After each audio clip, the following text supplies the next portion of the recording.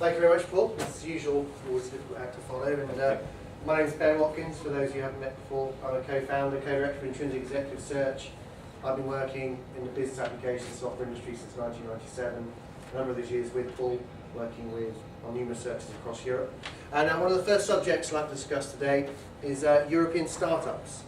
We often get asked from candidates who's coming to Europe. Predominantly because we did a lot of work in the 90s with vendors coming over from America, looking to set up in Europe.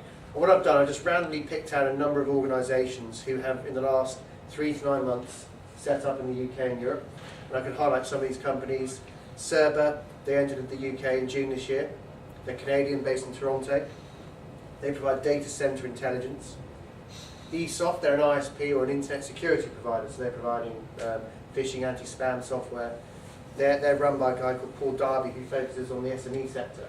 They've had significant growth in America. Revenue's been growing 30 to 50%. Maximizer, they're a British company. They've got 2 offices in Edinburgh and the UK. They provide analytical applications for marketeers, predominantly in .coms. And they've got a particular vertical in travel, so companies like EasyJet would be very interested. They've already signed up Gino Ferries, National Express. Now Perion, they're based in San Francisco. Oxford organisation. They're digital rights management anti-piracy software. They're set up by a guy called Paul Cooper, who's the ex-MD of Mia for Macromedia. They've also taken on the ex-CTO of Macromedia in the States.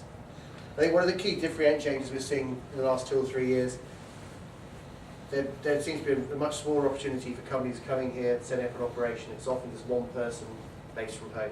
So they are still coming over. It's more expensive, of course, from America now, bigger returns at the same time. But they are still coming over, which is great for fresh ideas coming into the European marketplace. Recruiting opportunities probably less because often it's a friend of a friend, or they know somebody through a contact, or it's high risk. However, they are still there is still a presence in Europe.